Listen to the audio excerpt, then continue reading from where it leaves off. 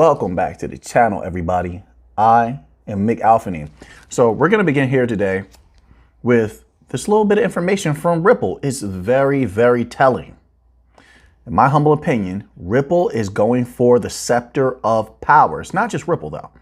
But this is what this little post is going to be about. But Ripple is there. Stellar is there. Hedera is there. And there's a reason why they're getting deeper and deeper. Let me read this little post. It says, Managing Director of South Asia and MENA at Navin Blockchain joined at Couchonomics podcast to discuss the importance of interoperability and collaboration between different blockchains, financial inclusion, and more. But wait a minute. This is a very strategic time period to have such an interview, which is going to bring a lot of very powerful eyes to Ripple. But an interview about the MENA region and by managing director of the MENA region in Southeast Asia, or South Asia in particular. Think about that for a moment. Now let's just bring into perspective the MENA region. It says here. It says the MENA region as is defined. The MENA region as containing 20 countries: Algeria, Bahrain, Egypt, Iraq, Iran, Israel, Jordan, Kuwait, Lebanon, Libya, Morocco, the amount of resources in these regions, Oman, Palestine, Qatar, and Saudi Arabia. Now, if you've kept up with the news as of late, you will know that the United States has taken umbrage to many things that Saudi Arabia has done. And I'll tell you what, Saudi Arabia is in the power position. They are a piece of the scepter of power. The United States is not happy with their interactions with the BRICS nations. I mean, their actions have a great amount of weight to them, especially since part of the world reserve currency status of the dollar is weighted on the petrodollar, right? So Saudi Arabia sort of has thrown a thorn in not thorn into the side of, but a monkey wrench into the plans of the United States, who may have wanted to drag their feet a little slower on the new financial system. Now they can't. Now they're at a rushed pace to implement the new financial system and situate themselves where they can take full advantage of the new financial system. They don't have the timeline that they wanted, because Saudi Arabia said, listen, we're open to transacting in currencies other than the dollar for oil. I mean, I think it already has begun on a small scale. I'm talking about overall, right? To a much greater degree. That it can be very, very damaging to the US dollar. Not to mention, always keep in mind all the countries that are willing to do dollar dumping. Now, listen, I've read a bevy of articles as of late about why, dollar dumping is not a threat to the United States. That is very, very, that's not true. That's not true. I'm trying to think of an appropriate way to say this. That's not true. That is detrimental. That's lies. If no one is using your currency, or very few are using your currency, you mean to tell me that's not going to be damaging to your currency? It is. It will be greatly diminished. It will lose value, right?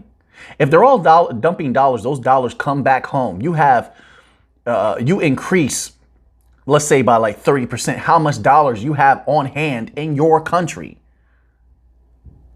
You mean to tell me that's not going to trigger, it can't trigger hyperinflation? Yes, it can. Logically speaking, yes, it can. So this is something that I am watching. In order to negate that, they would need to implement the new financial system. They have traceability. They will show themselves to be fair across the board in the allocation and reallocation of the value of resources, that they're willing to play the game in a new multipolar world, that they're letting go of the I'm at the top mentality that many countries have taken umbrage with, right? They've taken offense to.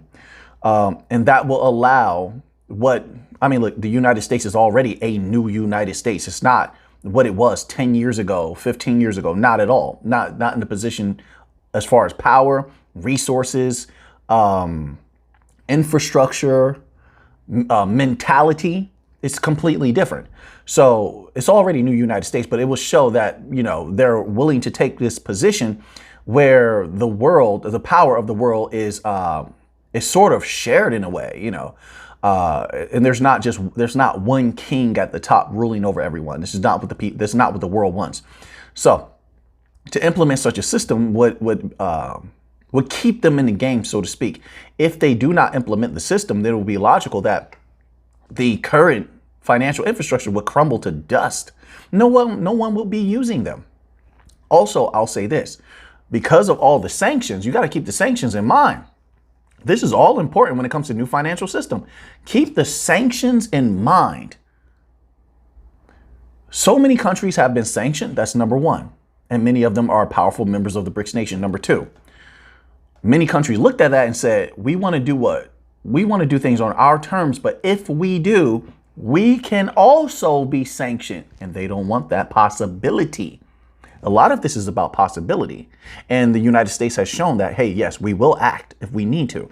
So they want to eliminate all of that possibility. So that's why a lot of these countries are, interested in joining BRICS nation. At that last meeting that they had, 19 new countries indicated their interest in joining the BRICS nations. So keep that in mind as well. So what's happening is the United States in particular is becoming isolated. It's isolating itself. It is very, very dangerous. So I say that because at least in Europe, you have, like I said, you have like the leader of France saying, hey, listen, maybe we need to work with China and things of that nature, which of course, as I've said many times, and there should be like a little chart I'm going to put up here from an article where it shows just how heavily the West relies on China. If China ever decided to sanction the West or, take action against the West the way that the West has taken against them.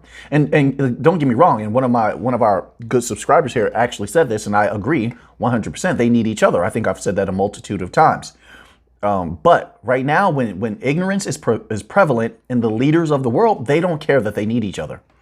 They're not concerned with that, but they do. Their people do, right? Because of trade and things of, there's a gain, right? There's a give and take on both sides. However, once again, if China ever decided to take that type of action against the West, they would be in massive trouble, massive, massive trouble. All right. So anyway, circling back around, Ripple understands all of this geopolitical tension. They understand where everything is going. They understand that the United States, for whatever reason, is bringing great harm to itself. So they're ingraining themselves in places that are pieces of the scepter of power, different parts of Africa, resources, heavy. Capital is heavy there. Tokenization is going to go bonkers in Africa, okay? And everywhere has its problems. We're sticking with the money, right? And not only that, but a lot of different places, countries in Africa on the rise. United Arab Emirates, sorry about that, MENA region, piece of the scepter of power. South America, the amount of resources and the backing of assets with the various commodities, another piece of the scepter of power. They're gripping the scepter of power quietly. People are not paying close enough attention to this. So you have that going on there. They're ingraining themselves deeply here, right? And they're watching what's going on. Of course, you have this whole show going on in the United States right now. But if you look at what's happening with the banking system, we called this a long time ago. So what we're doing here is using cause and effect. And we have seen through causes what effects were going to come. And now you see all of the different banks. Another ripple effect just occurred, right? Another bank goes down. Another large bank goes down. All right. FDIC reallocates that. Once again, it's going to cause more deposits to flee from the smaller banks. I don't know why that occurs. As the regular people get panicked and they start pulling assets out of there, going to the bigger banks. Then, of course, the bigger banks are getting bigger because of the reallocation of assets. So then They seem more secure because they're sitting on all this capital. Now, I mean, look, the regular people are not going to understand that a lot of that capital is rendered illiquid. Illiquid. Okay? I'm not just saying that. Now, I have an article somewhere where it's talking about the United States government doing buybacks to increase liquidity. And I've been saying it for a long time. A lot of people who are very wise have been saying there's a liquidity crisis. It has been slowly building. It's not far off. It's here already, right? It's here. It's not near, it's here. All right. So they're dealing with that as well. Right. So then to go on to that aspect, it drives a greater wedge. We talked about this in the recent videos. It drives a greater wedge between the small banks and the big banks. Got to keep that in mind. The big banks are in the game. They're going to be one of our key chess pieces on the board to observe and watch. And if they make the right moves, they definitely can send those prices skyrocketing. However, when there's regulatory clarity, we need to be ready to act. Ready to act. I'm talking about the blockchain companies. They need to be ready to act. Ripple, Stellar, Algo, they're going to get one shot at this, one shot, and they need to go wild. I'm telling you now. Maybe they've already begun, but if they haven't, and I'm sure that they have, I'm hoping that they have, they're going to get one shot at this, and they can dominate the system. Those small banks will become medium-sized banks to big banks. They can thrive. There's going to be opportunities arising that they never had before, and not just in the United States, but around the world. Now, I'm not sure how this works with regulations. We'll see. A lot of regulations going to be retooled. There's going to be new regulations. I mean, they just legislate everything just into oblivion ad infinitum when it comes to regulations. But we will keep a close eye on what's going on with these digital banks that are going to be, well, they have been popping up, but I think we're going to see new iterations of it, giving artificial intelligence. It's going to open up a lot of new opportunities, a lot of new capital. So we need to keep an eye on that. So them making this little post, and it is an interview, but we already know the importance of interoperability and collaboration between blockchains in that region. It's going to be massive opportunities. We're talking about trillions of dollars are going to be unlocked. And I hate to say dollars, but that, just using that phrase as a placeholder for value, right? There's going to be a ton of value unlocked in these regions around the world. And so now, let's move on here to another little piece of information I'd like to discuss. So I hope everybody out there is doing well. Hope you're having a good day, okay? Having a good week, which I believe that you are. I know you're all winners out there. So now, this is from financemagnates.com. So now we have a date here, folks. Seems pretty solid. We'll see how this goes. Let me read this little tidbit here. It says, preparing for MiCA. Nobody's standing still. It says here, crypto service providers are preparing for MiCA, but already comply with some requirements. MiCA may move crypto towards regulatory standards equivalent to those of the banking industry. Just be fair about it. That's how I feel. It says, with MiCA having passed in the European Parliament last week, the EU looks set to be the first region globally to have a comprehensive framework of crypto regulation in place. Here we go. You ready? The rules won't take effect until 2024. There you have it. And in the meantime, crypto industry players are preparing to be compliant. What is that? What are the implications of such? 2024 is not far away. It's right there. We've already set up massive amounts of partnerships in Europe. Algo, Ripple, Quant, Stellar. That means 2024, as long as everyone remains compliant, I believe they're compliant right now, but if there's anything else they need to become compliant with, they have the time. And that means what? That means that they can go absolutely insane, bonkers. They can get to the hard work, letting that capital flow, bringing in a ton more partnerships. That's what that means. Without having to look over their shoulder, without having to worry about rogue regulatory entities, 2024 could be the beginning. Look, let me tell you. I'm thinking about this separately from the SEC case. That could be a massive explosion. Boom, SEC case ends. Boom, everything kicks off. Then 2024, Micah, think about that for a minute. We could run wild in Europe. So many banks. Algorand's already tied to a good amount of banks over there, right? But we can bring so many more in, and we can start kicking systems online and letting that capital flow. What would it do to that price? So there we have it. The rules won't take effect until 2024. Then we'll have some regulatory clarity in Europe. And that's good money that we can scrape up off the table. It's not that far away, all right? So I think it's important to keep that timeline in mind. That we have an extra timeline here. It says the practicalities, according to Ehlers, next steps for companies operating under MiCA, quote, really depend on where you are in your licensing journey as a business. While compliance may be an arduous task for newcomers not yet operating under a license, for an organization like, let's say, for example, Bitstamp, the situation is different. So yeah, so like I said, it's not that far to go for some companies. I think the Bankcoin company is definitely in there. Like, so I'm looking for a big activities when 2024 kicks off. That year is going to be monumental. Don't get me wrong. This year, we're making some good steps forward. We're racing forward even. But still, I want to see a little bit more as far as regulatory clarity. I still want to see a little bit more. But we have a lot of different places around the world trying to roll it out. That's very good. We're almost in the end game, folks. So now, let's move on to another little piece of news here. This one here is from newsbtc.com, and it's titled, XRP loses previous gains.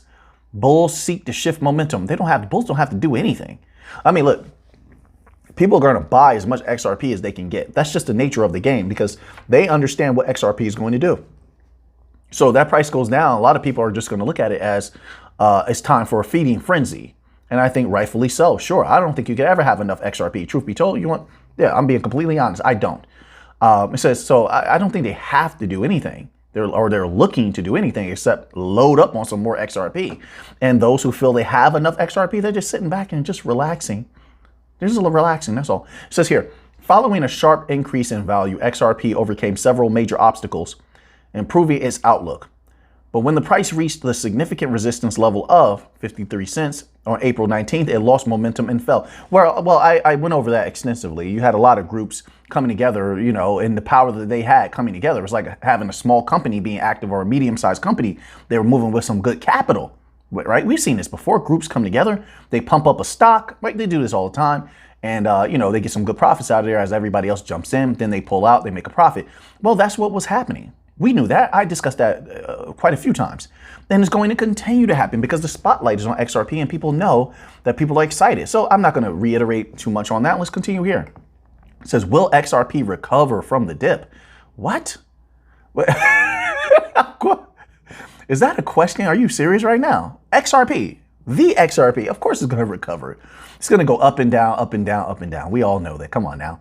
It says XRP is one of the most closely monitored digital assets due to Ripple's ongoing case, not due to Ripple's ongoing case. Because people know, even without the case, XRP price will be going up. Who knows where it can go, right? I think it could go pretty high, in my humble opinion. People are going to watch it just because of that. Because they're going to use XRP outright in a lot of different ways. They're going to, listen, I'll just leave it at that, but they're going to use XRP outright. So they'll liquidate a little value here and there. They'll use it. You have cards that you can just, okay. I don't know if they do that on certain cards, but I'll say this. When XRP is cleared, then you'll probably be able to switch the asset on your card that you're using, your crypto cards, to XRP and just use the value outright. Just the same way that people can do with cards now. You can switch your card to XLM. You can switch your card to tokenized gold. You can switch your card to Dogecoin. And it's just it looks like just like a regular debit card, operates the same way. It converts that into fiat during the transaction. And so, so people are going to use that value outright. So they're going to want to know what the value is on that day. They're going to monitor it. If it goes down, to buy a little bit more. I think it's going to reach a level of acceptable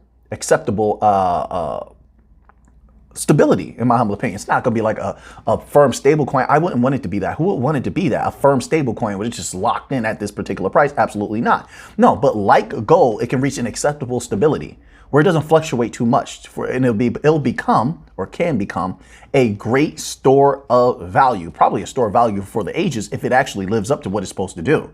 You know, I think quant can be the same way. People will look at quant and say, well, that's a good store of value because that price is going to skyrocket. I think logically speaking, if it actuates on everything that it's supposed to do. So now let's read a little bit more here. It says, recently, the token has experienced a decline in its value, which means nothing to me, I think to many, erasing its previous gains and leaving investors uncertain about the future of the asset. Uncertain? What do you mean? Everything is still going according to plan. Listen, until we hear something from the judge, everything is still going according to plan. And so far, everything's been going tremendously well. I don't think anyone is uncertain about the future as of now. Not at all. I think people are very excited for the future, even without the United States, which, by the way, keep in mind, US dollar is in flux. It could be greatly diminished over the next few years. If a large swath of the world begins to not use the dollar, what is the dollar's value going to be? Hyperinflation could set in, a lot of dollar dumping, selling US Treasury, selling US bonds, all that nonsense, right? Then you have the government doing buybacks to, improve liquidity. A lot of their assets render illiquid, so the dollar is in flux. Let's put that to the side. Just moving the value of the rest of the world, XRP will shine. A lot of that value from the United States is going to flow into the rest of the world anyway. Do people understand that as well, right? So they still have to get most of their goods and like products and stuff like that from China, from Brazil. So that euro and US dollar value is still going to flow into the rest of the world. And they're going to need converters because most places around the world are going to operate in their local currencies. And if not local currencies on obviously a small scale, you're going to have the common currency that the BRICS nation is coming up with on an international or major scale. So then you're going to need converters there. Who's the converter? That's us. We glue both systems together right in the middle. There is no one else that's going to be able to do that. That's us. We're a neutral party. Nobody's in control of us. Boom, we can do that. A lot of that value is going to flow through us anyway. That's how I look at it. You can tell me if you look at that any differently, okay? So now let's move on to another article here. So this article is from coinedition.com and it's titled, Shame on U.S. Regulators. John Deaton calls out the SEC. Let's see what John Deaton has to say here. It says, John Deaton, the renowned lawyer and vocal advocate of Ripple, posted a 15 tweet, long thread earlier today detailing the SEC's many follies, documenting the timeline of the SEC's actions. Deaton called the bewildering mess of regulatory initiatives shameful and pointed out some of the contradictory statements made by U.S. regulators. Yeah, well, yes, but this has sort of been the standard within the United States on a lot of different levels. No disrespect at all, but it's just, that's how it's been. Because money moves everything and these people are desperate for capital. They come into, listen, you want me to be 100% honest with you here and share my thoughts. A lot of actors come into power positions. They have never seen the type of capital that they could see. They see their peers around them accessing this capital. And so they want that at all costs. They have really no morals, right? So they're going to take capital, whether it's through lobbying or other means. All right. And so it moves them back and forth. Before you know it, there's going to be a lot of contradiction because they're going to go whichever way the money points them. And because there's no real punishment for that, there hasn't been, right? Because there's no real punishment for that, of course, it's going to be easy to expose contradiction and hypocrisy. And so you're seeing it here as well, just same way, like I said, not like I said, but like many have said. We saw Gary Gensler in the beginning say one thing. Oh, Algorand is great. All these cryptos are like digital cash, right? And now says something different. Why would that be other than capital, power grab, things of that nature, right? Okay. So what we're looking at is a massive corruption. That's what it is. And unless it's cleaned up, you're just going to bear witness to this more and more over time, right? So he says here, it says John Deaton, it says, also considering his speech, Hinman basically said any network that is equal to or more decentralized than ETH isn't a security. Consider that Ripple wasn't sued during those 57 prosecutions. Now also consider what the SEC's 2019 framework literally states. It says if a token can be used as payment or as a substitute for fiat, it is, quote, unlikely to satisfy Howey, unquote. That's the very use case for XRP, right? So, I mean, Deaton here is really on a roll. He's exposing a lot here, doing a great job, honestly. So in 2017, Deaton explained SEC released an investigative report on DAOs. During the 2017-19 period, there were 57 enforcement actions taken against crypto companies involving ICOs. In 2018, a controversial Hinman speech was made. So, we know a lot of this information here. The SEC has been getting exposed bad. Now it's just a matter of, is something going to be done about this? Sure, I've seen the different things that the government has tried to do where they're questioning Gensler. Is there going to be action taken? And yes, some people have gotten together like, what do you call that, when people sign something to have someone removed? But is that going to be actuated? Right now, there's always been a lot of talking. There's always been a lot of posturing. Right now, it's a matter of, is there going to be actions taken? If not, you can expect more of the same. So now let's move on to another little piece of information here. All right. So this tweet here is from the Algo Foundation. They continue to dominate, continue to do a great job, as they should. Don't let anybody shake you or break you. Continue forward and fight the good fight. That's how you do it. All right. So it says, we're excited to announce the launch of the Care Survivor wallet with SVDP USA Disaster, at National VOAD, and at A Technology, with funding from Red Cross. Now, listen, I'm very happy that people in any disaster area will be able to get these things, a little bit more efficiently, and people will know that they actually receive what they're supposed to get. That's all great. And what's really important here is Algo, in my humble opinion, it shows that Algo is getting in deep with more respected companies. Red Cross, SVD, National VOAD, A Technology. Come on. So it's showing once again how respected Algo is, how trusted Algo is. They're trusted by banks. They're trusted by real estate. They're trusted by the medical industry. They're trusted by disaster relief organizations, Red Cross. So this is very good. Look, a lot of powerful eyes, a lot of reputable individuals and companies will see something like this and say, wait a minute, maybe we want to use Algo as well. Listen, never forget that all of this is good advertisement and is proof that your technology functions the way that it's supposed to, right? Which obviously can bring in more business. That's what we want. We're here to make money, right? So we want things to flow across chain. We want more businesses building on chain, using Algo, wallets that require Algo for transaction fees or whatever else, right? This is very, very good in my humble opinion. And I want Algo to grow more and more respected. They've been doing a great job around the world, literally. And they are the most balanced bank coin company. And once again, I expect Algo to absolutely, yes, I'm going to say it, absolutely explode in the future. I don't think anything can stop that. I don't think so. And then when you have video of the individual who is alleging that certain things about Algo, saying how great Algo is, it's like cash and all of these different things, whatever he says, that showed extreme hypocrisy. I think we're going to do very well in the future. Just my humble opinion. All right. Not financial advice. I'm not a financial advisor. So now let's move on here. A little bit more Algo news. This is from the Algo Foundation. Algo Foundation. It says, let's go India. Right. It says, we're excited to announce our partnership with On-Ramp Money at On-Ramp Money. It says, together we aim to simplify access to Algo ecosystem in India and further solidify the country's role in the global digital economy.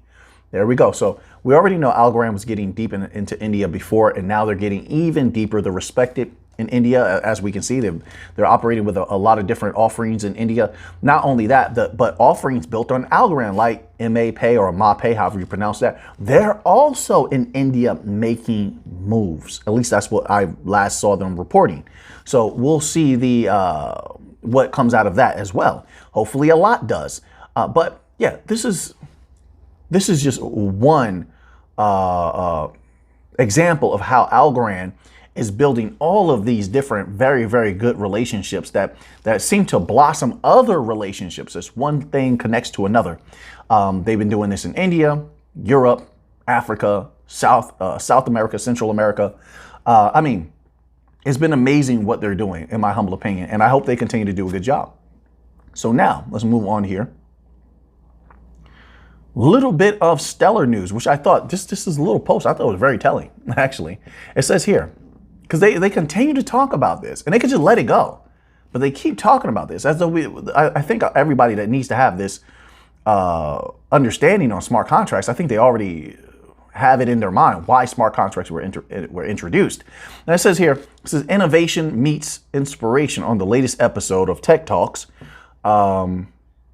It says Sergey Nog and Tomer Weller reveal the aha moments that pushed them towards the adoption of smart contracts. Listen, this is just my humble opinion. When you hear the ECB in a myriad of different speeches say, hey, we would like the CBDCs and digital assets to have smart contract capability and interoperability. Then you hear the big bank itself, the Bank of International Settlements, say, we would like to use smart contracts and have all the digital assets have smart contract capability. It would be a great benefit to us. And we know what else they said too, that really, it really got people's blood rising a little bit, right? About the control mechanisms when it comes to smart contract capabilities. So if you're going to be operating with banks, what that tells me, if you're going to be operating with banks, you're going to have not just smart contract capability, that's just at the base. You're going to have advanced smart contract capability. I'm talking about smart contracts that can't be exploited like they've been as of recent, right? We've seen certain things happen with smart contracts. So you have to make sure they're the best of the best, which is why innovation must continue, right? But anyway, if you want to be a part of the financial system, you want to congeal with the legacy financial system, you're going to need smart contract capability. Now, we know that Stellar operates with a bevy of banks, but we also know that in an interview, yes, I'm going to continue to bring this up. It's so potent, and it brings everything together. In an interview with Danelle Dixon, she said in there that a few central banks she was talking to. Now, who knows whether they're going to strike up a deal with Stellar or not. I think that's definitely possible, but she didn't confirm that. However, if she's talking to them, they're definitely going to let her know, hey, when it comes to digital assets, we're interested in smart contracts. And why would they not be? One of the biggest threats to them is bank runs. You press a little button. No, you're not really pressing a button, but you get what I'm saying. You press a little button and you stop the bank run, just like USDC did, right? USDC, there was a bank run. They were plummeting and they halted everything. The banks want that same capability. So if you're going to be operating within this legacy system, whether you're working with small banks, medium-sized, private, public, or central banks, they're going to want smart contracts. And if you don't have smart contracts, you're not going to be at the top of the top when it comes to bank coins. So I don't think you had a choice. Yeah, of course you want to play. And at the end of the day, whether it's about money or being legendary, you want to play. There's a reason you're here. Right? There's a reason that your offering is a financial offering, a bank coin offering. So yes, my belief, 100%, you had to have smart contracts to interact with these banks. Simple as that. And that's a great thing because anybody who's putting together the pieces of the puzzle can say to themselves, wait, smart contracts? Oh, and you didn't have them before. Oh, so someone powerful came and spoke to you. Listen, it's my humble belief. Okay? That's all. Someone powerful came and spoke to you and said, hey, we want smart contracts. And you had to implement them if you want to play. Simple as that. Simple as that. So then that's a great thing. Play. So now let's move on here, right? Stellar continues to do a great job. Hope they continue to bring in all of those banks, financial institutions, big and small, businesses, whatever you can do, bring it. That's all I need to say. So, continue to do a good job, Stellar. All right. Just put my opinion out there. So now, this article here is titled, and it's from CryptoBriefing.com. It's titled, Will AI Elevate Crypto Technology? It says Crypto.com next to leverage AI. Well, some have already been employing machine learning. Didn't XRPL experiment with machine learning as well, right? So, listen, they're going to deploy top level artificial intelligence on these bank coins. It's simple as that. And it would be a brilliant thing. You can use it in a myriad of different ways. Now, listen, I'm not pro AI at all, but I understand that a control AI is different than a sentient AI. That's very different, right? One is a tool and one is a danger. Right, so let's read this little tidbit here. It says on May 2nd, Crypto.com announced the release of a personal crypto named Amy, an artificial intelligence powered companion intended to, quote, serve as a crypto expert resource for the average user, anchored in deep learning and data to help capture opportunities in the fast moving sector. What? Wait a minute. That's not what I'm talking about. I'm talking about, like, allocation and reallocation of liquidity, as an example. Proper allocation and reallocation, let me clarify that, of liquidity to, places and corridors where they may need a little bit more, or you have to shear it up. Maybe they need a little bit less. And you can take that extra capital, slice that off the top, and put it somewhere else. That's what I'm talking about here. It says, oh, it's powered by ChatGPT. So it's powered by ChatGPT. Amy will aid in the education, and general awareness of the industry, providing price listings, historical events, and real-time information about markets and project releases. Okay, did you really need AI for that? Wow. This must be a low-level AI. I mean, look, there's different iterations of ChatGPT, just so people know. So, it's not just ChatGPT 3.5, ChatGPT 4. I'm sure you can customize it as well, and that's probably what they're working with is a customized offering. That's what I'm thinking, right? It says, however, provide financial or investment Amy will not, however, provide financial or investment advice and should not be considered an absolute expert on crypto, as this is going to get dangerous real quick, as Amy is still constantly learning and will be in testing mode for further expansions. No, I trust myself more than AI. I will not be participating in that. I will not. Nope. Not the way that they're using it. Like I say, you can use it behind the scenes, like just one more mechanism in the engine of the new financial system. That's what I would think would be its prime use. Not involving itself with people's information and data. I could say something else. There was an article I read about capabilities and what ChatGPT could do. I'm not gonna, you can look that up on your own, right? Despite skepticism surrounding AI, and ChatGPT is not the top of the top when it comes to artificial intelligence. You do know that, right? Right. Despite skepticism surrounding AI, Abi Bizaria, EVP and product of Crypto.com, said, quote, we are bullish on the innovation of AI in crypto, and we look forward to continuing to enhance the utility of Amy and deploy additional AI-powered capabilities. Like I said, there's no getting around it. AI and crypto are going to go hand in hand when it comes to Web3 deployment, right? So we'll keep an eye on that. So now that you have that information, what are you going to do with it? I know what I'm going to do with it. So until next time, let's get to the money.